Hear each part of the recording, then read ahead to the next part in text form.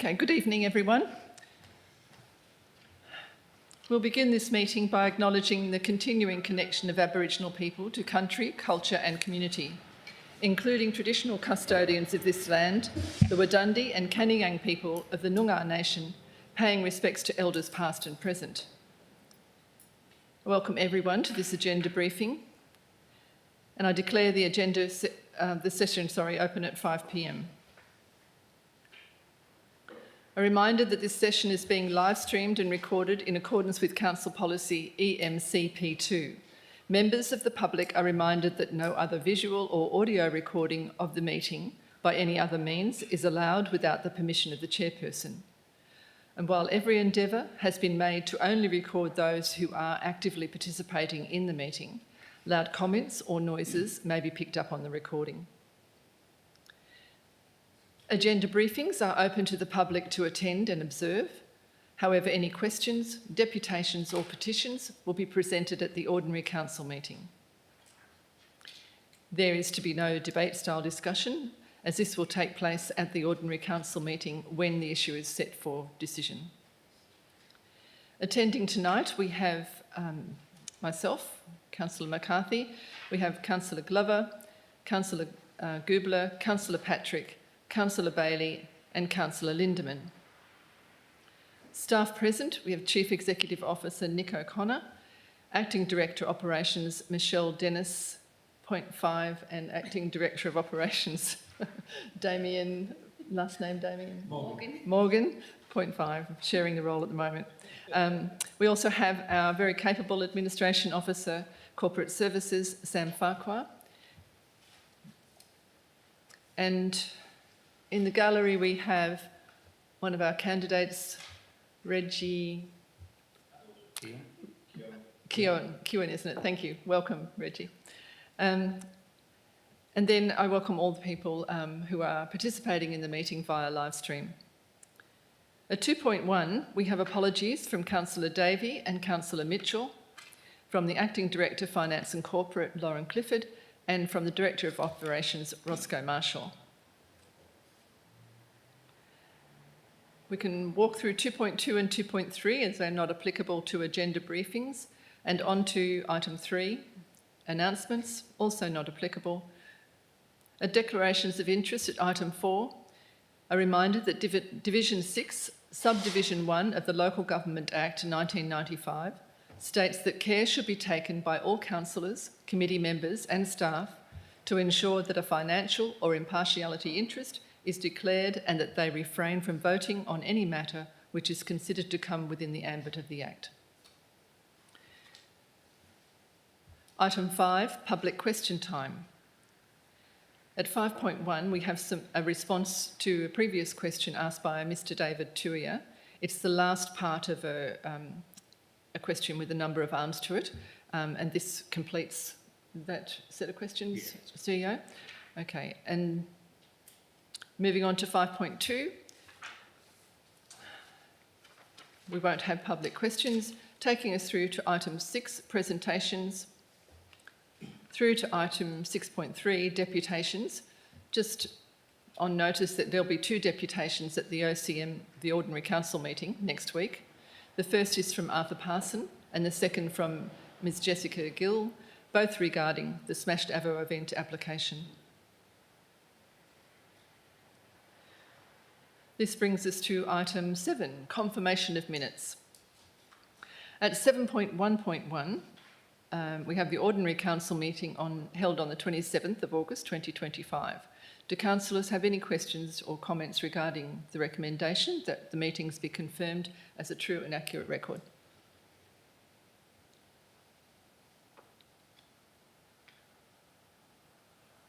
Moving on to reports of committees. At 8.1.1, we have the Bunbury Geograph Group of Councils meeting held on the 21st of August 2025. Councillors, in addition to receiving the minutes of the meeting, we have a committee recommendation to consider. CEO, could you please provide an update on the CEO meetings? Thanks very much, Presiding Member Chair, and through you. Councillors, look, you may or may not be aware, obviously, that the Bunbury Group of Council has been in somewhat of a state of flux for a number of months now. Council took the decision to not participate this financial year in the Bungeo Tourism Partnership, and it's fair to say there's been a number of questions sort of asked around the strategic direction of that informal group of councils. There have been a number of meetings held at CEO level from those participating councils as to what is the strategic direction. We've then invited, obviously, the Shire presidents to, I believe, 2 meetings now, President McCarthy, to talk about, what's the best governance model, what's the best framework moving forward. Recalling that at the moment it really is a committee with membership of just the CEOs only, and every second meeting I believe that Shire presidents are invited to come along to participate. I think that there is a bit of a move, or as you can see in the recommendation, for a full review of that the governance model, and then to have a discussion around the effectiveness and membership of councils moving forward. So you can see there in the recommendation that it's proposed that each council get a resolution, that the CEO working group engage with all relevant stakeholders to develop that governance model, that it may well be replicating the Warren Blackwood Alliance of councils, where it's more the Shire presidents or their representatives as the board, and the CEOs or their representatives being the advisors. That's the model I guess I'm used to over east, and then obviously here as part of Warren Blackwood Alliance. There is currently surplus funds within the Bungeo kitty of around $30,000, I believe, of which it's proposed that we utilise $20,000 to get some external help to do a little bit of research and come up with a number of models moving forward. And then part of that will be also developing a contributions proposal to fund the governance model, and then recommend the most effective member group for the region, and have that all completed by the 31st of March. So if councillors sort of accept this recommendation tonight, really the only commitment is for us to use the money that we've already paid into the Bungeo group. It's not a commitment to continue or otherwise to any sort of model. It's just about keeping some skin in the game, look at the different options and bring something back to council for further consideration. So happy to take any questions. Do councillors have any questions? At 8.2, we have the Southwest Country. Councillor Glover. Thank you, through the chair. Just a little bit onto the governance model. Will they also be looking at, what the projects are that they're proposing to do? Will it have any of those aspects, or will it really just look at how the group is going to work? And we're proposing to spend $20,000 of the money that's surplus in working out how the group is going to work. And how many years has this group been operating for? The years, it's only recently, since I think Gary Hunt's arrival, that they have been operating with presidents at the alternate meetings. Previous to that, it was a CEO group, and I'm not sure how many years that was in operation, but the structure changed. And then at the, what was the meeting in Nannup? It was in Busselton at the state... the Walgett Country Zone meeting. Yep. Yeah, they asked each of the council alliances, including the Warren Blackwood and the Bungeo, and there was one other group, presented to the State Forum, and they were very taken by the Warren Blackwood model and the momentum that they'd achieved, and as you've been to some of those meetings, you see the power that it works with, and they wanted to replicate or have that same level of productivity. And then a couple of suggestions were put forward over a couple of months' meetings that were completely rejected by others, and so this is the outcome of all that. It goes back to being a CEO group, now wanting to include councillors, presidents, and now what's the best governance model to go forward with. Tim, if I just add to that a little bit as well. Yeah, it's probably fair to say, councillors as well, that it was acknowledged by the CEOs, including myself, coming on board, where I attended the first meeting in October last year, not long after I commenced my role here at Donnybrook Balingup, that the CEOs get together, they have a conversation about projects, but there's no horsepower, there's no executive officer to actually implement it, and then I think the idea was that the CEOs were then to come back to their respective councils and then task one of their staff to do that. But what was obviously happening is that some of the bigger councils have more resources to do it, but smaller councils such as us, our capacity to do that was somewhat undermined. So as President McCarthy suggested or mentioned, there was some discussion about employing an executive officer similar to the Warren Blackwood Alliance. And there was a couple of models put forward, one from being quite a lower level sort of part-time assistant to a fully blown chief executive officer role, which had quite a significant budget to it. And I think those discussions were had between the CEOs and the Shire presidents. And then it was saying, well, hang on, before we make that decision about at what level or should we employ an executive officer or a chief executive officer, let's take a step back and have a conversation and get the governance model first, and then look at the resourcing and the funding. And to answer your question, at this stage it is just to have a look at the draft governance model. Now, it's seeking a resolution to get the permission to use surplus funds up to $20,000. So we're not suggesting that it's going to cost the full $20,000. At this stage, we're just looking at the governance model, and then there's an opportunity for individual councils to opt in, and then have a strategic planning day to then work through what are the priorities. Because councillors may recall that at a workshop, I briefed councillors on those strategic priorities, and it's fair to say some of them were probably relevant to our Shire, but a number of them weren't really directly relevant to our Shire and benefit. So there'll be an opportunity to have our say if indeed we decide to remain as a member. Which comes back to item 4, recommend the most effective member group for the region. Yeah. Councillor Lindeman. When does our membership actually finish? Is it the end of a financial year, 26, or the end of 25 December? Yeah, so there's the current operating model is it's an opt-in model based on the projects. The main cost over the last period has been the $20,000 a year for to be part of the tourism initiative, and then I think the latest proposed funding model was, and the one that I guess we sort of in principle supported, was just an opt-in on a project-only basis. However, then the discussion happened around, well, we probably need some funds to employ a person, and then it got sort of a bit of scope creep. So to answer your question, if, without getting too far ahead of ourselves, if indeed after a body of work is done that this council decides not to continue, then that's our prerogative just to pass a resolution to withdraw, and there's no penalty. Thank you. Any further questions?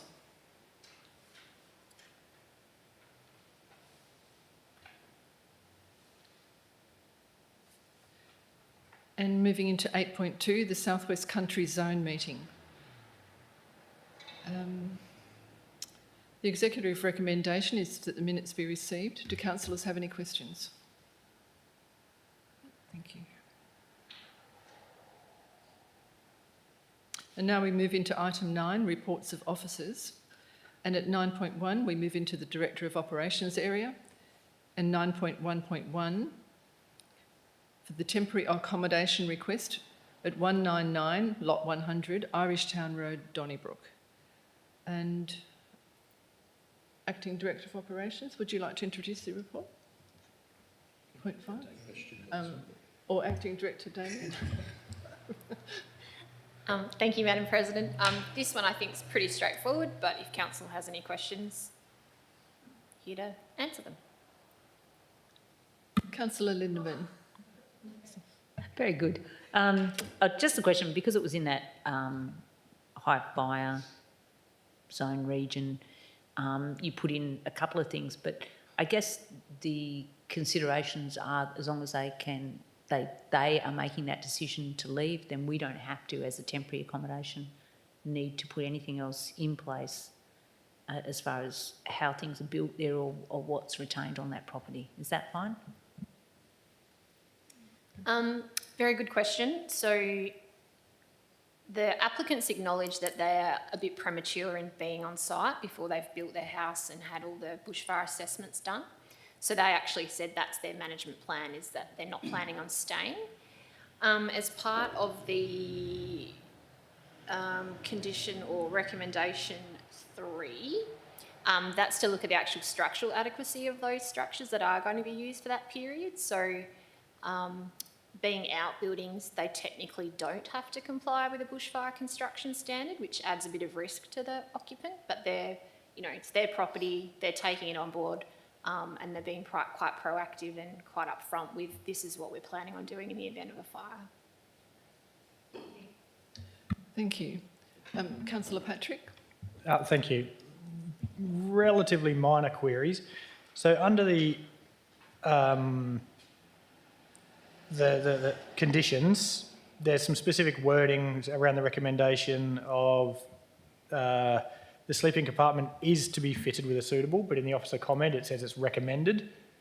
Am I just being really pedantic here, or can that be misconstrued given that the officer comment or the recommendations basically will trump, if the motion's passed, the recommendations will be what they'll be regardless of the officer commentary? I'd say that's just the way we've, excuse me, in our reports, we always say we recommend it and then we pop it in as a condition. That's our recommendation, is that it become a condition. So it's wording, I guess. Yeah. But the condition, yes, this is what the applicant sees, is the determination of council if that's the way you want to go. Thank you. Councillor Lindeman, no. Oh, Councillor Glover. Thank you. I note in the recommendation that you've added on the council policy COMD, the events one, and I'm wondering about compliance in regard to that. How do we know, or how is it that it's going to be worked out that there will be less than 75 people and there will be, less than 5 events a year, etc.? How do we know that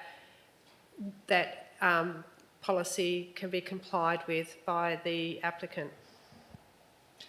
Thank you. It does come down to compliance, so inspections and responding to complaints. In the case of this particular one, though, it was around the men's circle groups that have been occurring there. And since this report has been published, the organisers of that group have acknowledged that even though they've only had 10 to 20 people, the interest is growing, and they are aware that there's some concerns from neighbours, so they're looking at alternative venues. So they've actually said there is nothing more planned for this Irish Town property, as we'll try to avoid private property and use general accessible venues. So they're looking at more public venues. They use the Abrap Hall quite regularly. They've used Brookhampton Hall. So that's where they're heading now. So that as a venue, as a location for that particular group isn't going to occur any further. May I ask a follow-up question? So in regard to compliance with that, what would happen there is that if they perhaps weren't compliant, then it was really up to neighbouring properties or people around there that could make complaints, and then it would be followed up by the Shire in regard to that level, yes? Yes, that's correct. Thank you. Any further questions?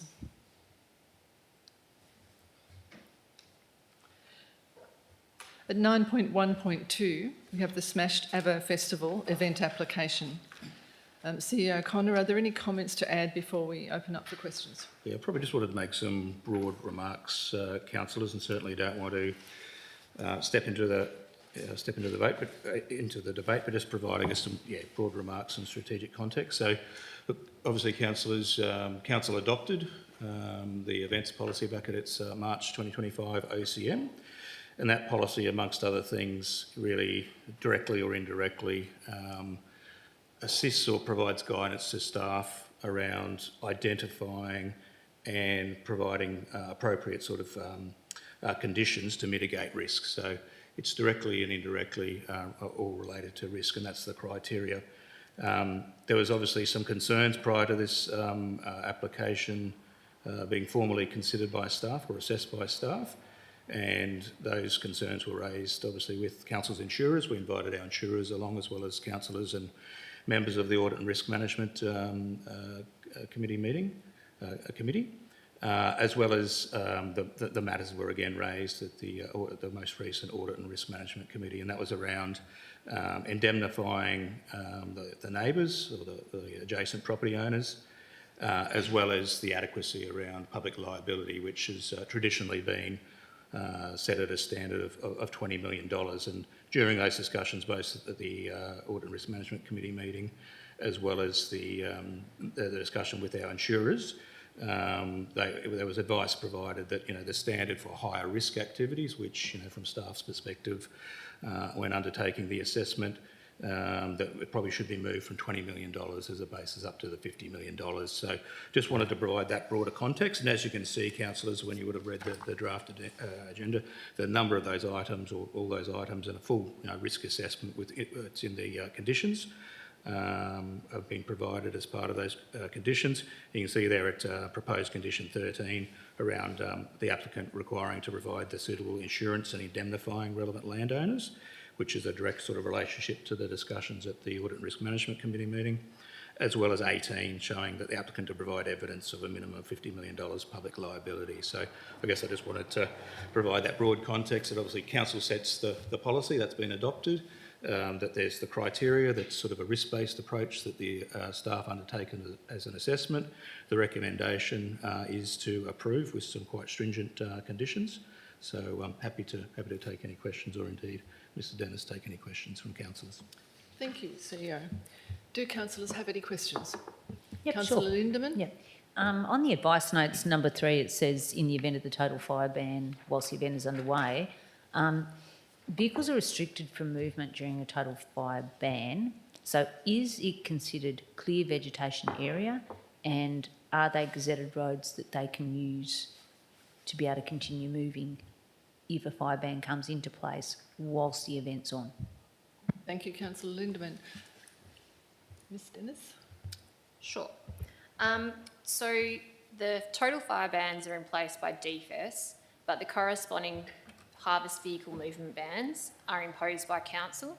So I did talk to our CESM about this, and it could be that where there's a recognised event on, if a harvest vehicle movement ban was to be declared for the Shire, it can exclude certain areas based on, you know, understanding what's going on.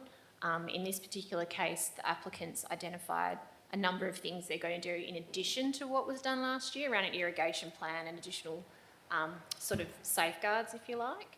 So to answer your question, it would depend on the circumstances of what's going on. But yes, if a harvest vehicle movement ban was declared, there could be issues for them, and that's why we've sort of raised it as an advice note, just to say, look, you could be impacted, but at the same time, there are measures that council may be able to do depending on the risks at the time and what's happening because we've also got the event at Blissfest as well on the same weekend. So it might be that those 2 venues are excluded, for example. Thank Thank you, you. Acting Director Operations.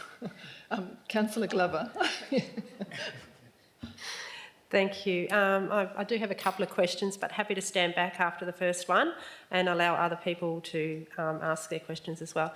But from previous discussions, from previous events as well, it was talk around the forest that surrounds this area as well. So my query is that the same forest that has the like the 10-year fire load, if that's what you refer to it as, or hasn't been burnt for more than 10 years, and I know that that was a risk for previous applications as well.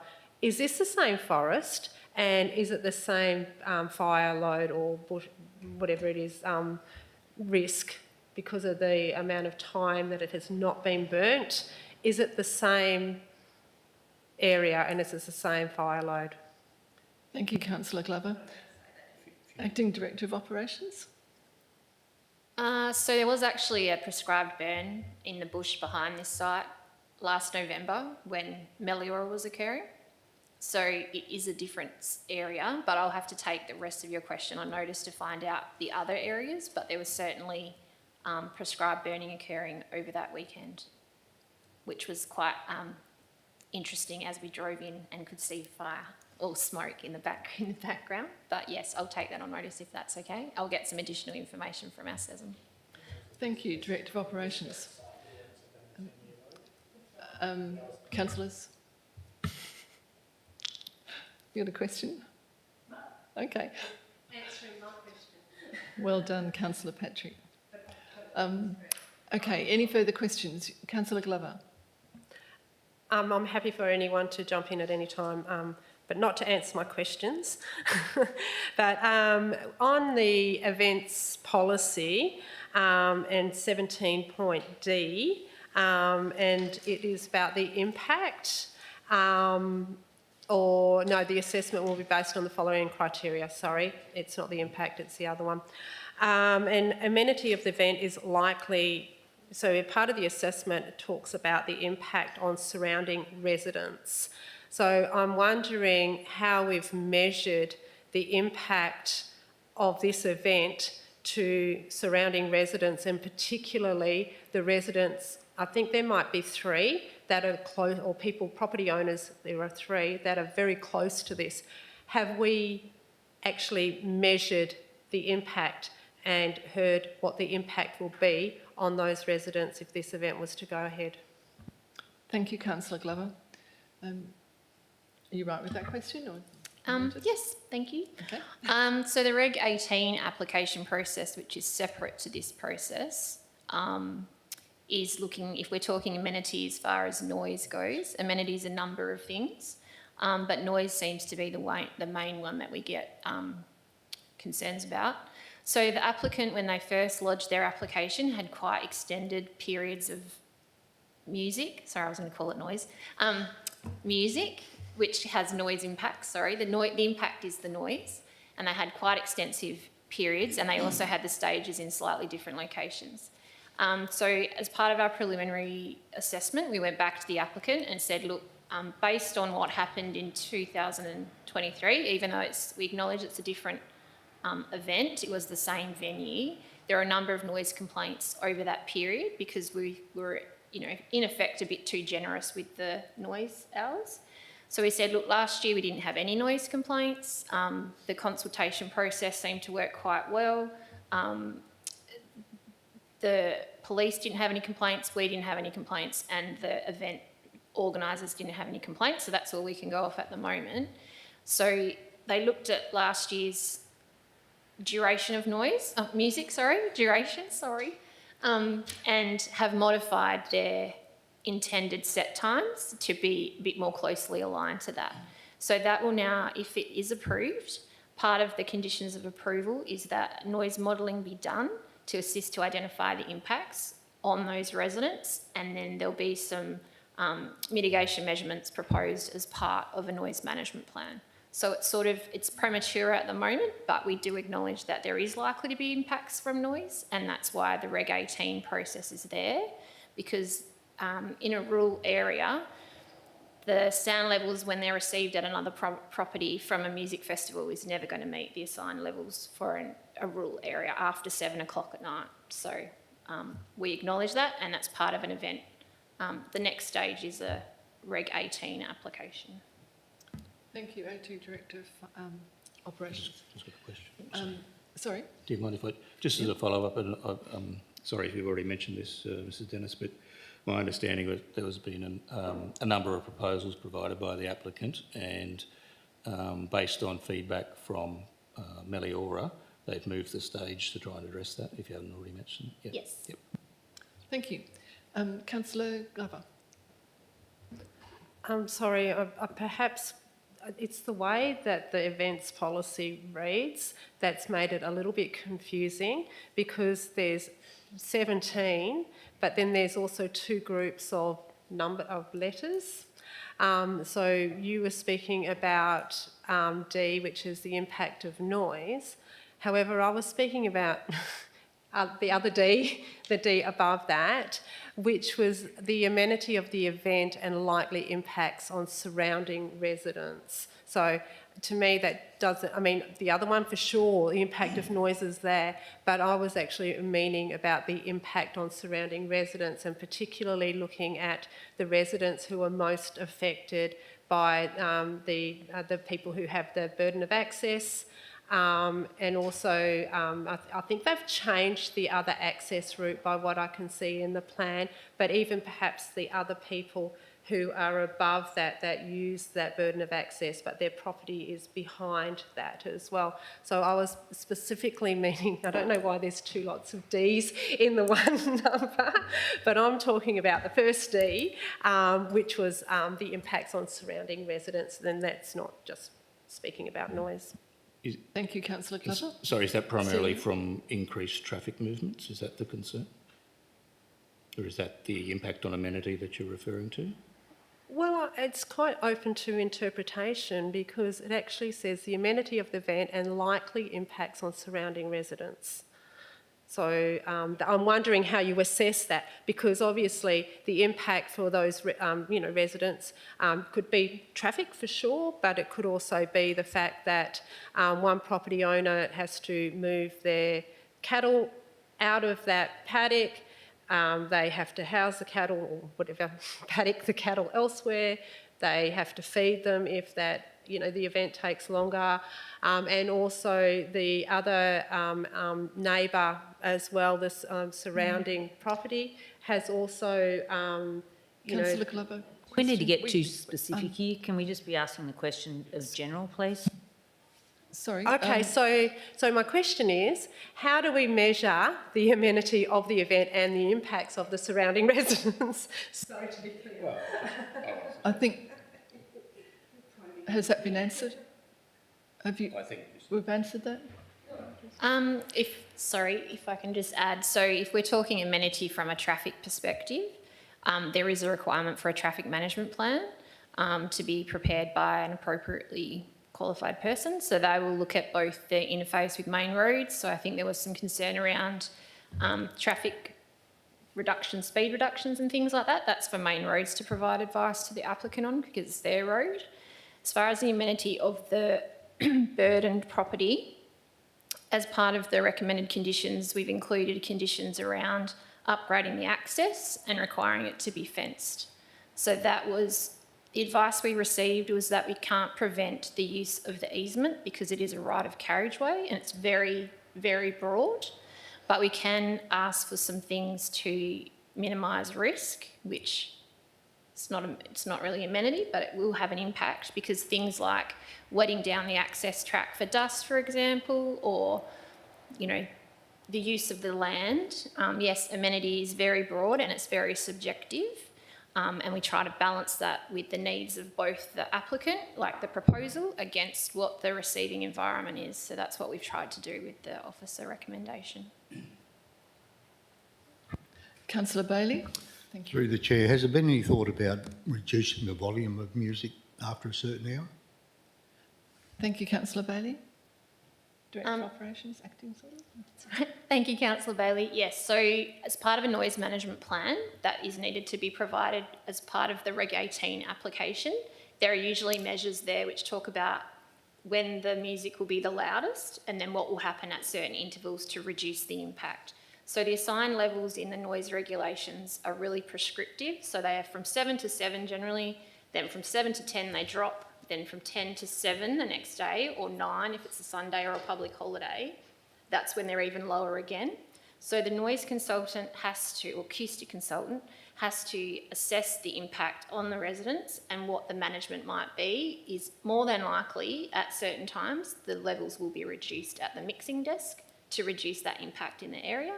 The other thing that a noise management plan also commits the applicant to is if there is a noise complaint received, so as part of the consultation or the notification that goes out to all of the residents, so the noise modelling is going to identify those premises that are likely to receive noise in excess of the assigned levels, and that sets out where we're going to ask for that consultation to be sent to.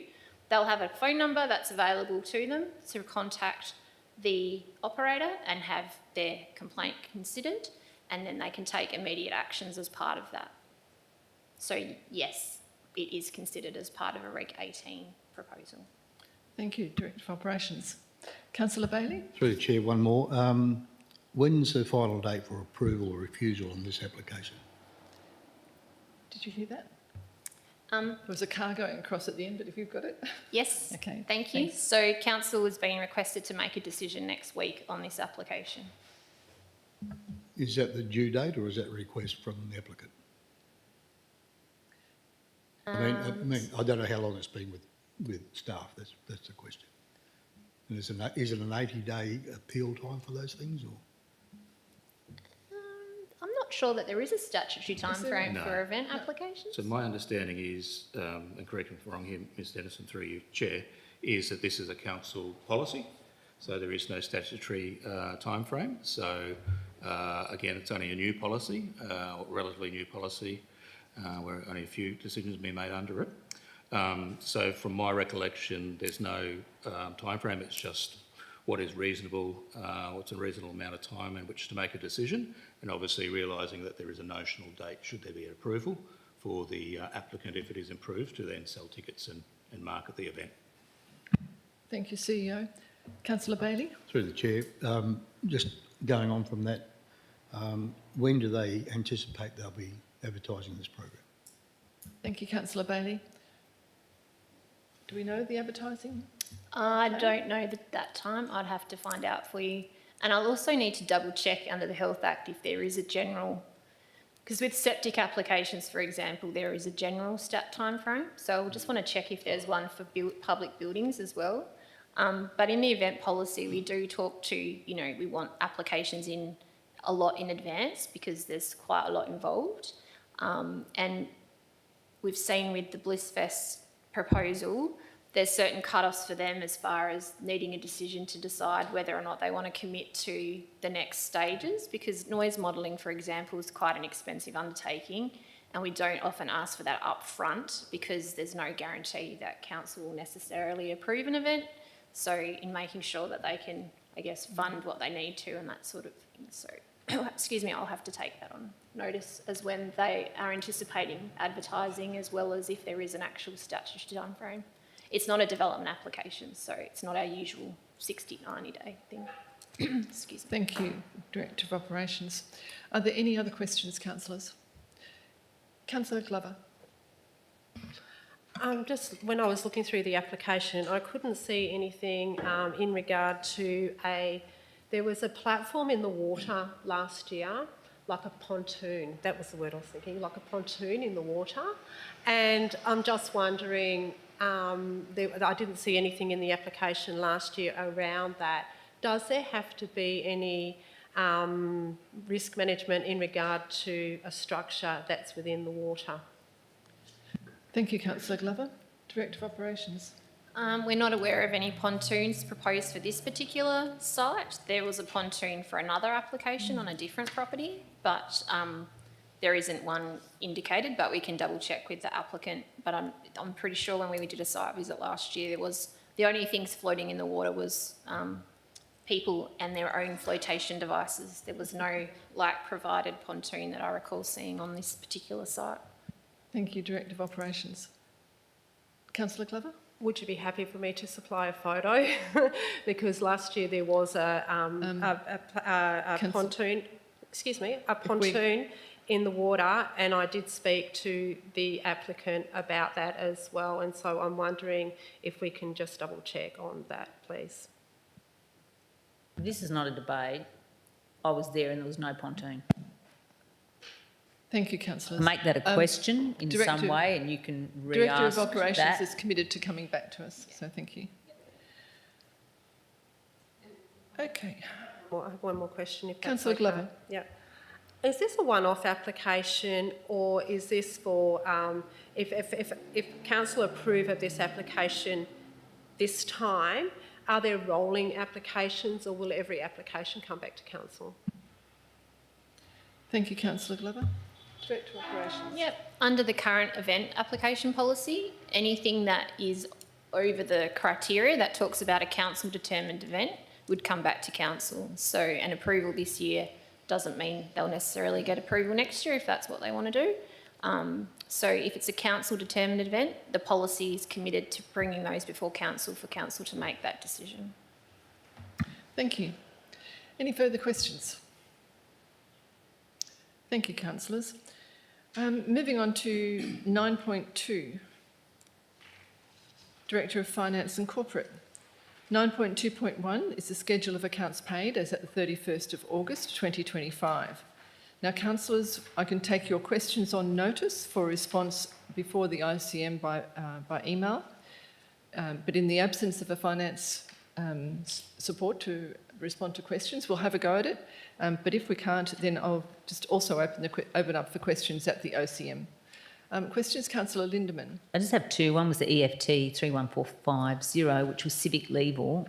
I was just wondering whether that 10,450, is that the final, is that being finalised now? That was the deceased estate. What was the number again, please? It's EFT 31450. 450. It's appeared fairly regularly and I Okay. guess yeah. So civil legal, MinCots, so that Mini-Connectors. I need to take it on notice, but my latest briefing from staff was the matter was coming to a closure. Now, whether that is the most recent bill from the legal advice, I'm not too sure. The other probably point of note on that matter is that there is potential for us to recover those costs, some of those costs, if not all of them, through the estate. Thank you. Councillor Glover.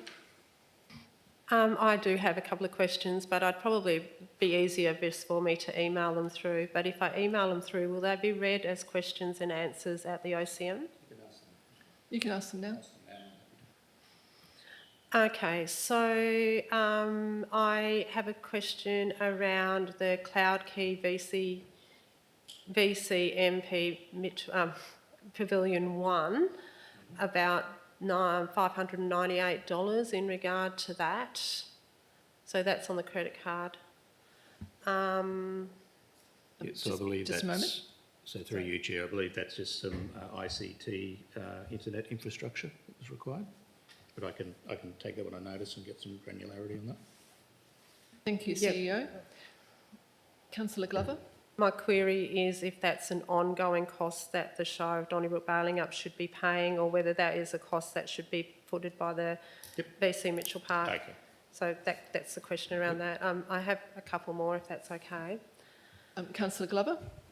EFT 31462. And that is in regard to Pavilion 1, community hire, $760.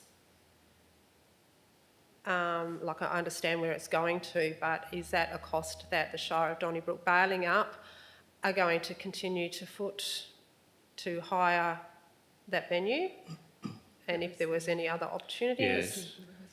Yes, so look, more broadly, councillors, you'll be aware as part of the agreement we have with the Donnybrook Football and Sporting Club Incorporated, that we get the Shire gets a number of free bookings per year, and then everything after that threshold is paid for. When staff are looking at booking a facility, they look for the size and obviously the fit for purposeness of the facility, be it the council chambers, be it the admin meeting room, be it the rec centre, or indeed Pavilion 1 or 2 up at VC Mitchell Park. This one in particular was for a region-wide community disaster management recovery workshop, where that was the most fit for purpose area identified. And as part of, I guess, our regional cooperation with the various stakeholders, that was our contribution to running that event or hosting that event. Thank you, CEO. Councillor Glover. So if I'm clear, what you were saying is there are 4 times a year that the Shire of Donnybrook Baling Up can use that facility free of charge. But the licence agreement commenced in May, and now I think there was one in the last check run and another 2 now. So since May, the Shire of Donnybrook Baling Up have used that facility 7 times. And your question is? I don't have the information. I think my question was, since May, when the licence agreement occurred, the Shire of Donnybrook Baling Up have utilised that facility 7 times. And what is your question? I said, that's my question, is since then, is that correct? Right. Okay, Thank you. that's how I started. Since then, has the Shire of Donnybrook Baling Up used the facility 7 times? That's a question. Thank you. I don't have that information in front of me, councillor, so we'll take that on notice. But I think Thank I you. provided in my response to the first question the broader principle. Councillor Patrick. Thank you. Just query EFT 31491. It's a shed construction for 27,000. I'm just wondering if anyone could advise what that shed is that we've constructed. Transfer station? Sorry, you go. Thank you, Councillor Patrick. Yes, that is part of the e-waste grant that the Shire got for constructing a shed at the Balingup transfer station. So the slab is down, but that's the deposit on the shed, and it's fully grant or not fully grant funded. The Shire, I think, contribution's about $6,000, I think, but it's a $80,000 project. So that's what it's for. Thank you. Any other questions, councillors? Councillor Lindemann. I just had a question in EFT 31494, City of Busselton Marketing. That's for the airport. Yes. I just wanted to check, in some time ago, I think we may have elected to do that, but have we revised that and elected maybe not to do it? I can't really remember. So I just wondered whether that's going to continue or whether it will come back for us to discuss whether we continue to support marketing the Busselton Airport. Thank you, Councillor Lindemann. Do we Yeah, need look, to I will take take it on notice, but from best of my recollection, we have an agreement in place. I'm not sure of the term of that agreement, councillor, but we wouldn't have paid it unless we were required to do so as part of a historic decision made by council. But it's something I can take on notice and come back to you. Any other questions, councillors? Thank you. Moving on to 9.2.2, the monthly financial report for July and August.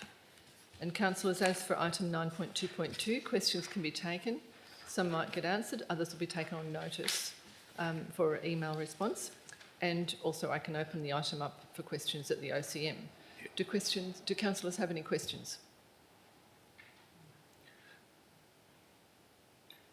So again, councillors, and through you, Chair, this was only added to the agenda pack today or yesterday, so apologies for the lateness of that one, but it's just a function of the busyness of the finance area at the moment. In the year end? Yeah. Year end, yeah. Yeah. Okay. So we'll definitely open that up for questions at the OCM. And brings us to 2.2.3, Council Plan, the biannual progress report for January to June 2025. Do councillors have any questions? Councillor Glover. If anyone else has got a question, that would be good, because I know I have one, but I just have to find it. I'm sorry.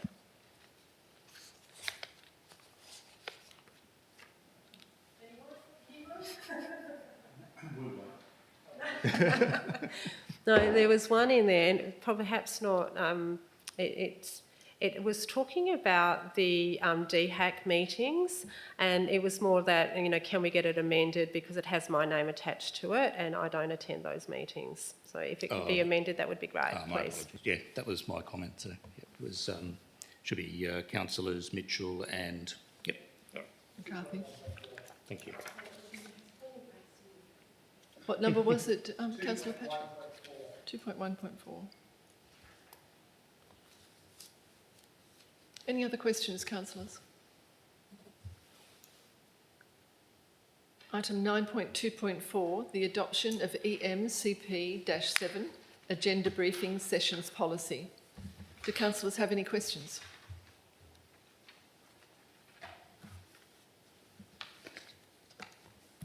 Moving into 9.3, Chief Executive Officer, we have no reports.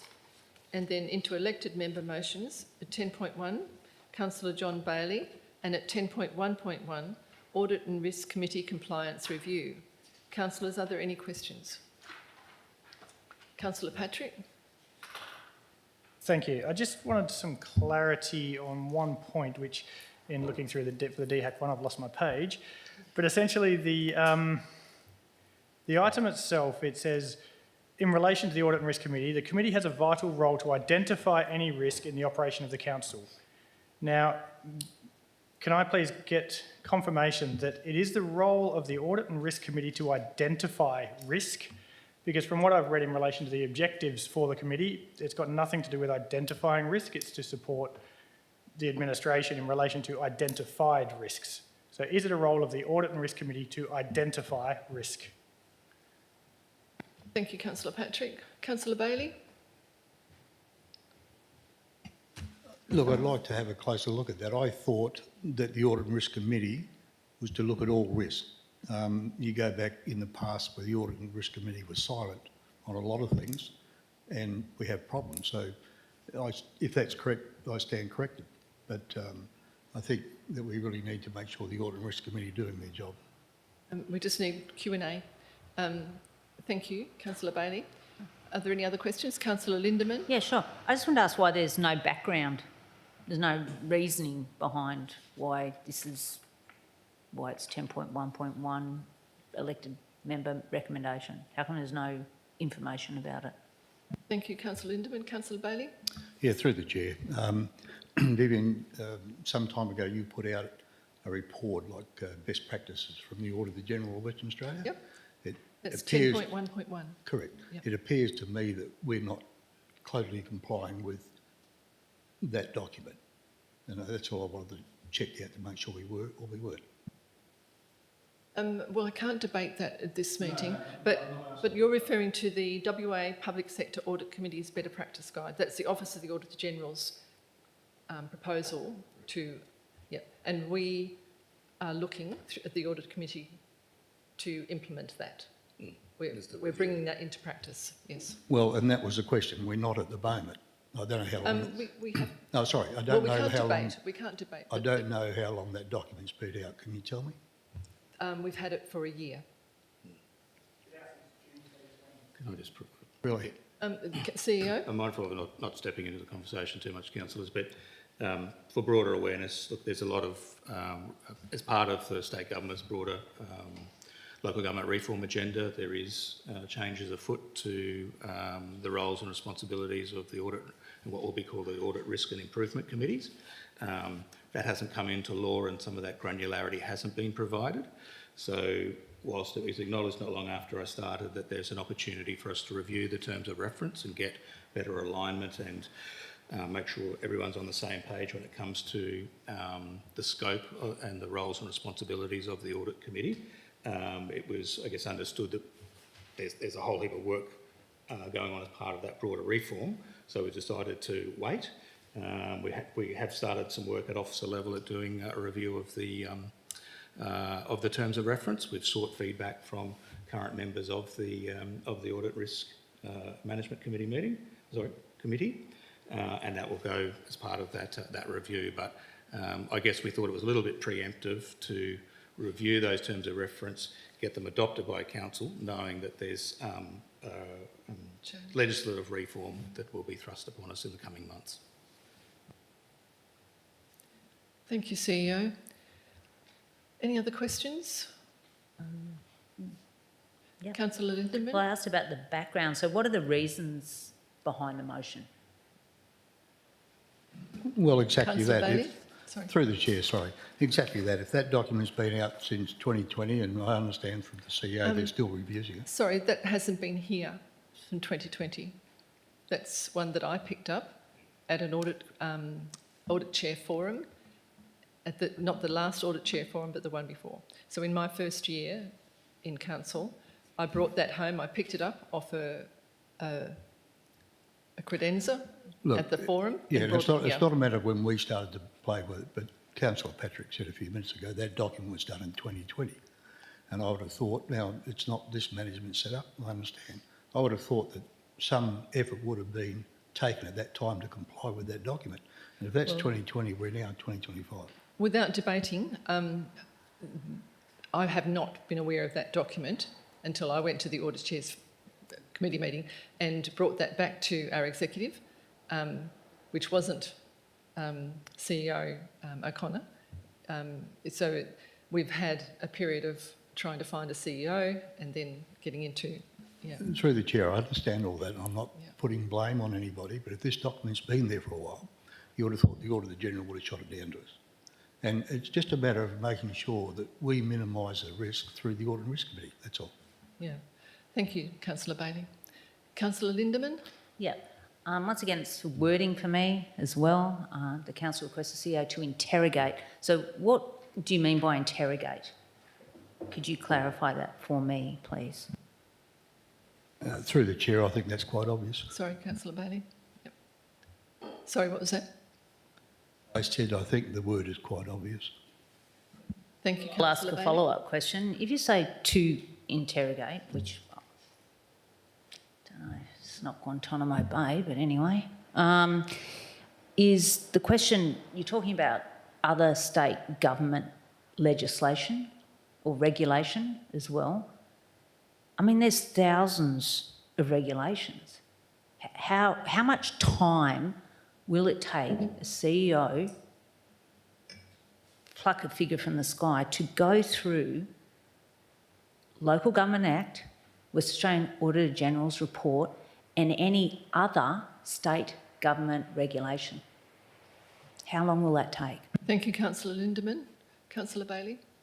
Through the chair, I think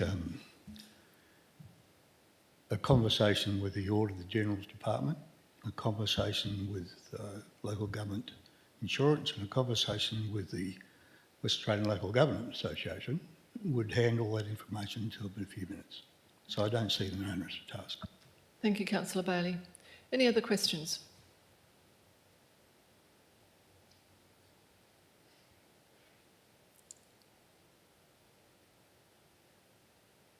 Thank you, councillors.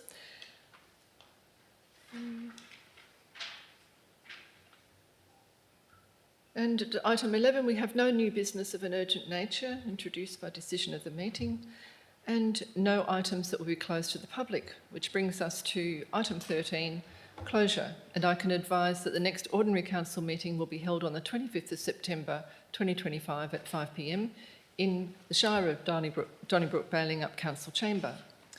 Thank you, councillors. Thank you to the gallery. And